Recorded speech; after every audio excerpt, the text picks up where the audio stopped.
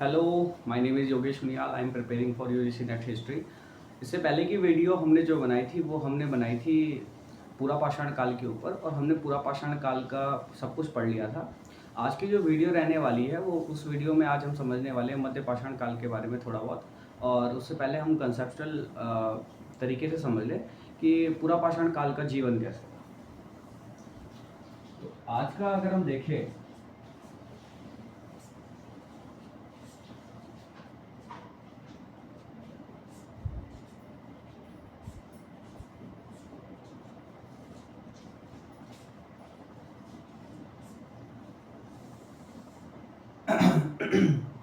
आज का सबसे पहले अगर हम देखें तो पूरा पाषाण काल का जीवन स्तर, इसी पे हम बात करेंगे और इसी को समझने का प्रयास करेंगे कि ये कैसा जीवन था।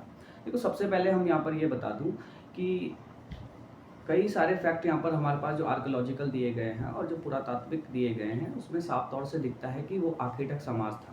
और उस आखेटक समाज के द्वारा काफ़ी सारी ऐसी चीज़ें करी गई जो उसके धार्मिक क्रियाओं को, जो उसके सामाजिक प्रबंधों को, जो उसके अंदर के शिल्प क्रियाओं को, जो उसके अंदर की कला को दर्शाती हैं, और जिससे हम अनुमान लगा सकते हैं कि शायद वो उसी प्रकार से रहता होगा और इसी प्रकार से रहता होगा। जिसमें महिलाओं की स्थिति के बारे में अगर हम जानें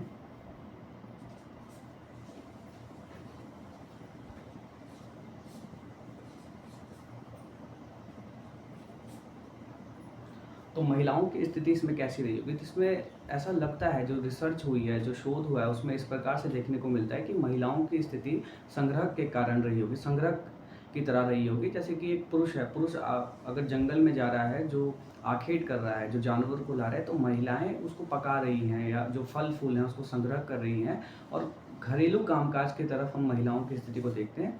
तो महिलाओं की और पुरुषों का जो कार्य विभाजन है वो इस तरह से दिखता है कि एक आखेटक समाज है, और उसके अंदर एक अगर पुरुष जो है वो जंगल में जाकर जानवरों को मार रहा है, तो महिलाएं उसी को घर का संभाल रही हैं, और घर के अंदर का जो दैनिक कार्य होता है जिसके अंदर पकाना हो गया या फूड वगैरह संग्रह करना हो गया, वो इस तरह से महिलाओं से स्थिति में थी, और महिलाओं की स्थिति ठीक ही रही होगी। और इस तरह से रहा है कि शायद इनका जीवन बहुत कठिनाई के तौर पर गुजरा, जो पूरा पाषाणकालीन मानव था। तो जिस तरह से हम देख सकते हैं कि भाई बहुत कठिनाइयों से भरा अगर गुजरा होगा जीवन, तो उसके अंदर के यहाँ पर हमें समझना चाहिए कि इतना लंबे समय तक उसने जीवन स्तर को जिया भी है। तो दोनों तरह से हम आपको फैक्चुअल इन्फॉर्मेशन दे रहे हैं, और फिर आप समझिए कि वो किस तरह से रहा होगा। ये आपके न्यायालय में जाएगा कि वो किस तरह से रहा होगा, क्योंकि हम एक तरह से तो उसको कभी भी ये नहीं कह सकते कि ऐसा ही रहा होगा। क्यों? क्योंकि देखो, साफ तौर से देखा जा सकता है, अगर इतना लंबे समय तक आखिरक समाज चल रहा है और उसके अंदर काफ़ी कठिनाइयों भरा जीवन है, जो कहीं ना कहीं परिवर्तन नहीं कर पा रहा है, और वो जंगलों में रह रहा है, वहाँ पर उसका स्थायी घर नहीं है, वो पशुपालन नहीं कर पा रहा है, वो एग्रीकल्चर नहीं कर पा रहा है, वो टोटली डिपेंड करता है अपने आखेटक में। तो कहीं ना कहीं उसकी परेशानियां भी रही होंगी। पर वहीं हमें ये भी समझना चाहिए कि इतने लंबे समय तक वो मानव जीवित रहा और इतने लंबे समय तक वो इवॉल्व करा, तो क्या उसके अंदर कठिनाइयों भरा समाज था? नहीं। हम ये भी समझ सकते हैं कि क्या पता वो समाज तो बहुत ज़्यादा खुश रहता होगा, क्योंकि इतने लंबे समय तक निरंतर किसी मानव का जो विकास हो रहा है वो बिना खुश हुए नहीं रह सकता। ये कठिनाइयों भरे जीवन ही उसने नहीं चुना होगा। तो दोनों तरह से फैक्चुअल इन्फॉर्मेशन दे दी है, ये आपके नज़रिए में है, या जब कहीं पे सब्जेक्टिव आता है कि भाई किस तरह से रहा होगा, तो आप उसमें अपने व्यू पॉइंट को दर्शाते हो कि भाई इस तरह से रहा होगा। तो यही है। अब इसमें देखिए कि भाई उन्होंने कई तरह से करा, जैसे कि कुर्नूल आंध्र प्रदेश के अंदर एक दांत मिला है, जानवर का दांत है, जिसमें उन्होंने शिल्प कार्य करा हुआ है।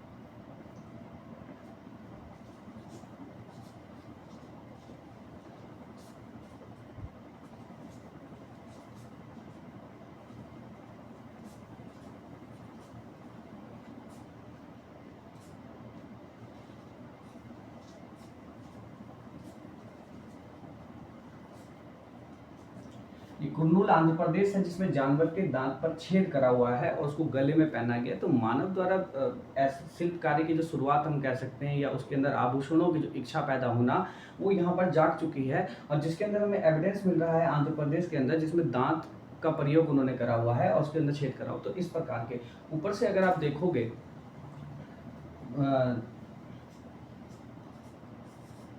भीमबेटका की तरफ,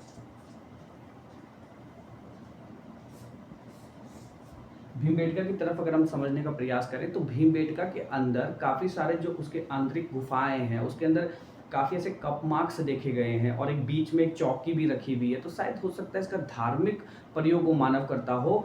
और इसके अंदर जो है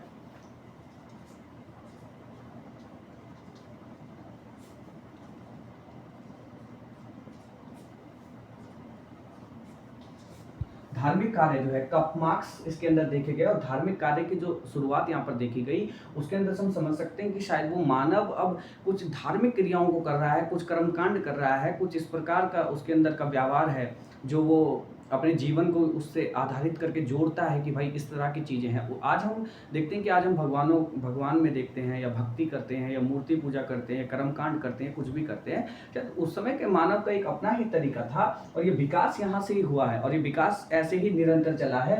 इन्हीं के द्वारा जो शुरुआत है, किस बिलीव हैं, वो आगे आगे ट्रांसमिटेड हुई है और एक पीरियड पर हम कर्मकांड पे और उसके बाद आज भक्ति पे और मूर्ति पूजक का जो पूरा विकास है वो शायद यहीं से शुरुआत है। क्योंकि कोई भी मानव हो उसका विकास तो इसी तरह से होता है, उसका धार्मिक क्रियाओं पर भी काम हो रहा था, उसने शिल्प पे भी यहाँ पर काम कर दिया था। एक यहाँ पर पाटने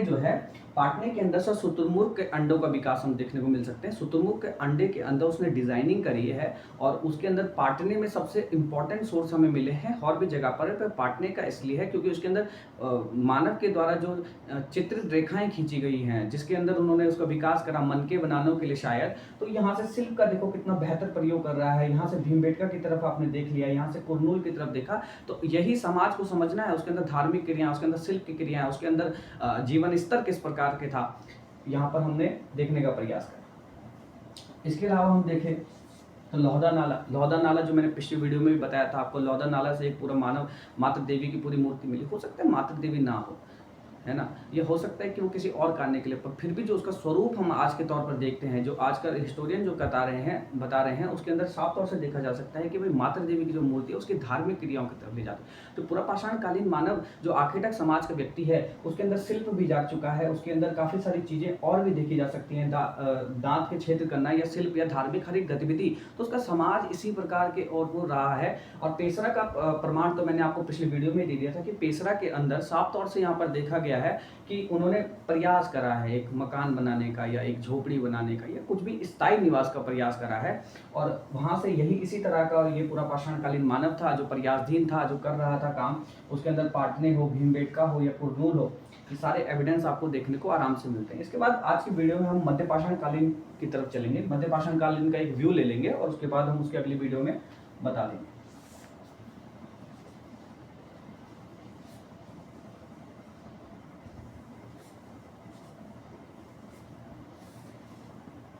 देखो मध्य पाषाण काल के अंदर क्या चेंजेस हैं, इस पूरे स्टोन एज की तरफ हमें यही समझना होता है कि what is the change in the मध्य पाषाण काल जो हमें यहाँ पर देखने को मिलते हैं।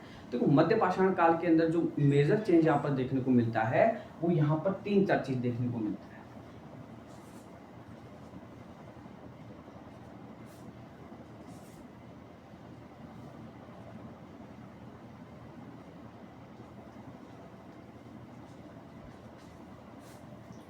एक तो बरियल है, बरियल मतलब अंत्येष्टि व्यवहार। अंत्येष्टि व्यवहार मतलब किसी भी मानव को दफनाना या उसको जलाना, जलाना तो नहीं दफनाना ही है, बरियल करा गया। Microlithic tools, the tools are very different from this era.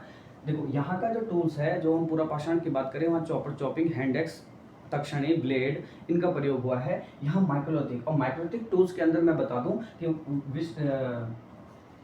Which type of tools they are. तो ये माइक्रोलिथिक टूल्स क्या होता था, मैंने बताया था एक बड़ा सा पत्थर है, इस पत्थर को अगर मैं तोड़ूं तो इसका बड़ा हिस्सा जो है वो कोर हो जाएगा और छोटा हिस्सा जो उसका फलक हो जाएगा, और इस फलक का हिस्सा जो सबसे छोटा है उस पत्थर का, उसका भी जब हम प्रयोग करके छोटे छोटे ऐसे स्टार टाइप, अर्धचंद्राकार, इस टाइप के जो टूल्स हम बनाएंगे, इसी को माइक्रोलिथिक टूल्स कहा जाता है। और शायद कहा जाता है कि मानव जो इतने लंबे समय तक तक्षणी, चॉपर, चॉपिंग, हैंडेक्स का प्रयोग कर रहा था, उसने माइक्रोलिथिक टूल्स का प्रयोग करना क्यों शुरू कर दिया, तो इसके पीछे का कारण बताया जाता है कि जो मध्य पाषाण काल है उसके अंदर होलोसीन एज स्टार्ट हो गई थी। देखो क्लाइमेट का प्रयोग भी बड़ा इंपॉर्टेंट होगा कि मानव सभ्यता पे पूरा ही असर भूगोल का हुआ है, क्योंकि भूगोल के अंदर से ही उसको अपना वातावरण परिवर्तित करना पड़ा, उसको बदलना पड़ा उस फॉर्म में रहने के लिए। तो इस समय एक एज स्टार्ट हो चुकी है जिसको हम होलोसीन एज कहते हैं।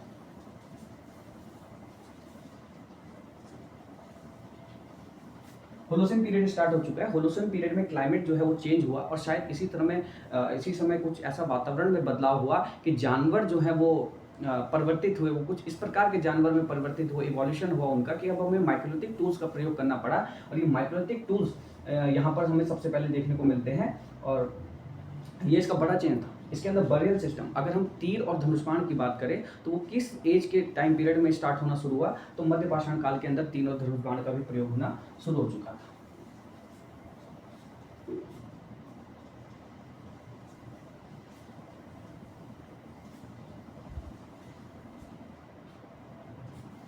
तीर और धनुष बाण का प्रयोग होना शुरू हुआ तो they are doing well in the type of tools. Okay, तो देखो टूल्स भी वो अच्छा कर रहा है, अपना बरियल सिस्टम का स्टार्ट हो चुका है। और यही चेंज आपको इस पूरे पीरियड में पढ़नी पड़ती है कि कौन सा चेंज किस समय हुआ, कौन कौन सी साइड से। अब देखो मध्य पाषाण काल के अंदर बरियल सिस्टम जो आया, जिसके अंदर अंत्येष्टि व्यवहार हुआ, इसके अंदर मनुष्य को दफनाया गया, तो उसके अंदर जो है काफ़ी सारी सामग्री वहाँ पर रखी गई जो उससे रिलेटेड थी। और ये साफ तौर से दिखाता है कि मध्य पाषाण कालीन मानव का जो विकास था या उसकी समझ थी, वो इस बात को मानता था कि शायद इसका पुनर्जन्म होगा। क्योंकि अगर आप किसी भी अंत्येष्टि व्यवहार में उसके अंदर उसकी प्रिय चीज़ों को रख रहे हो, तो उसके साफ तौर से संबंधित है कि आप ये मानते हो कि कहीं ना कहीं उसका पुनर्जन्म होगा, या ये पुनर्जन्म भी होगा, या ये वहाँ जाके उस जन्म में जहाँ भी हो जा रहा है उसका यूज़ करेगा। तो इस टाइप ऑफ फीलिंग्स, इस टाइप ऑफ थिंग्स जो यहाँ पर इसका स्टार्ट हो चुका था मध्य पाषाण कालीन मानव का, वो यहाँ पर हो चुका था। माइक्रोलिथिक टूल्स यहाँ पर स्टार्ट हो चुका है। होलोसीन पीरियड है, होलोसीन पीरियड के समय ऐसे हिस्टोरियन कहते हैं कि भाई उस समय ऐसा रहा होगा। तीर धनुष बाण का प्रयोग हो चुका है। ये मध्य पाषाण कालीन का सबसे इंपॉर्टेंट और सबसे महत्वपूर्ण विकास है जो हम यहाँ पर देख पा रहे हैं। इसके अंदर और है, जैसे हमने कहा कि भाई शुरुआती जो मानव है उसका शिल्प स्टार्ट हो चुका है, तो यहीं पर मध्य पाषाण कालीन के अंदर पेंटिंग्स बड़े लार्ज अमाउंट पे हुई हैं। ओके,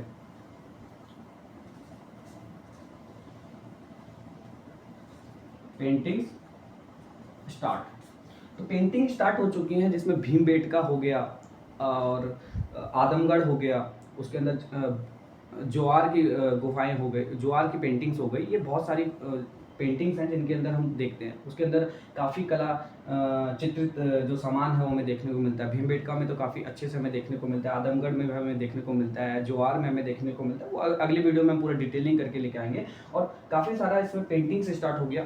तो शिल्प के क्षेत्र में भी वो प्रगति पे थे, जिसके अंदर माइक्रोलिथिक टूल्स का जब वो विकास कर रहे थे तो माइक्रोलिथिक टूल्स भी काफ़ी अच्छा होने लगा। जैसे कि भाई स्टार वाली फॉर्म में आ गया, चांद वाली फॉर्म में आ गया, मतलब छोटे छोटे, और वो टूल्स इतना प्रयोग कर गया उनके लिए कि वो काफ़ी विकास कर गया। और सबसे महत्वपूर्ण है, अगर हम यहाँ पर इम्पॉर्टेंट वे में इसको समझने का प्रयास करेंगे, तो the starting of domestication of animal.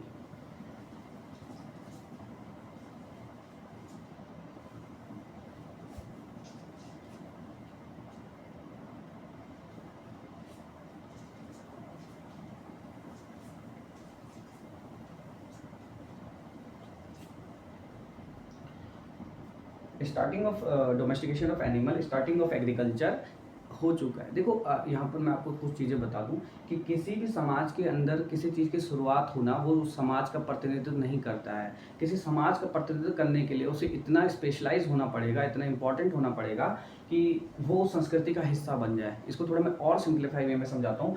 पशुपालन की शुरुआत और कृषि की शुरुआत तो हो गया मध्य पाषाण काल से, पर मध्य पाषाण काल के अंदर से जब ये शुरुआत हुआ तो ये समाज का मेन हिस्सा नहीं है। मेन हिस्से का मेरा मतलब क्या है, कुछ ऐसे गुण होते हैं, कुछ ऐसी संस्कृति, कुछ ऐसे पहचान होती है, विशेषता होती है जो उस संस्कृति से जुड़ जाती है। जैसे कि अगर मैं यहाँ पर सोता हूँ, खाता हूँ, पीता हूँ, लेटता हूँ, ये मेरे गुण हैं, ये मेरी अंदर की चीज़ें हैं, ये मैं करता हूँ डेली यूज़ में। और इनमें से सिर्फ मैं एक काम करता हूँ कि सुबह वर्कआउट करता हूँ, जो मैं बहुत कम करता हूँ और कभी कभी करता हूँ।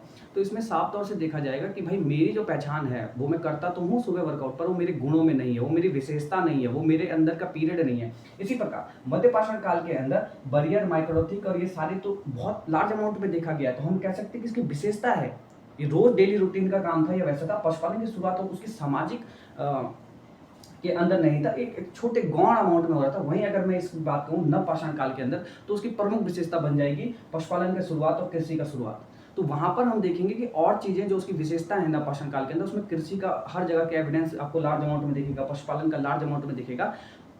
ये उसकी संस्कृति की शुरुआत होती है। इसी प्रकार से कहा जाता है कि एग्रीकल्चर की शुरुआत करना, पशुपालन की शुरुआत करना, इसके अंदर काफ़ी फ़र्क होता है। देखो, जब एग्रीकल्चर की शुरुआत करो तो एग्रीकल्चर हम किस स्टेज में मानेंगे? एग्रीकल्चर हम तब मानेंगे जब आपने कृषि करी किसी खेत में, और कृषि करने के बाद आपने कहा कि उसके बाद जब उसका उपज हुआ और उपज का आपने कुछ हिस्सा उसको खाया, साल भर चलाया, और कुछ हिस्सा उसका आपने अगले बीजारोहण के लिए रख दिया कि अगली बार मैं उगाऊंगा, उसको हम कहेंगे परफेक्ट एग्जाम्पल ऑफ एग्रीकल्चर। पर जो यहाँ पर नहीं था, या नवपाषाण काल के अंदर क्या इस प्रकार का कर रहा था, ये खैर शोध और रिसर्च का थोड़ा टॉपिक हो जाएगा कि क्या हो रहा था, पर फिर भी आप एक व्यू ले सकते हो। और पशुपालन की शुरुआत का मतलब ये हो जाएगा कि जब पशुपालन आप कर रहे हो तो ये नहीं कि जानवर को बांध दिया खूंटे से और वो पशुपालन हो गया, कभी भी नहीं। पशुपालन तब होगा जब आप उसके अंदर से कुछ लाभ पा रहे हो, जब आप उस जो आप कुछ भी मवेशी पाल रहे हो उसको एक सर्टेन एज तक पाल रहे हो, और उसको खाली मारने के लिए नहीं बल्कि उसको ब्रीडिंग करा रहे हो, अपने लाभ कमा रहे हो, तो तब हम एक सर्टेन एज में उसे कहेंगे कि भाई ये पशुपालन है, this is the domestication of animal. और ये यहाँ पर उस तरह से नहीं था। और क्या नवपाषाण काल में वो था, उसका हम आगे ही विवरण देंगे आपको। पर ये शुरुआत, क्वेश्चन ये बनाएगा कि भाई पशुपालन की शुरुआत और कृषि की शुरुआत कौन सी एज से हो गई थी? तो मध्यपाषाण काल से। खैर, ये पूर्णता जो अपनी पाया है वो तो नवपाषाण काल में इसको पूर्णता मिला है। ये यहाँ पर हो चुका था डोमेस्टिकेशन ऑफ एनिमल। इसमें काफ़ी सारी साइट्स हैं। देखो, साइट्स और सारी इन्फॉर्मेशन जो फैक्चुअल इन्फॉर्मेशन है वो अगली वीडियो में आएगी, पर फिर भी मैं बता दूं आपको। जैसे बागौर हो गया, ये पशुपालन जो है, बागौर हो गया, आदमगढ़ हो गया, ये लाटेश्वर हो गया,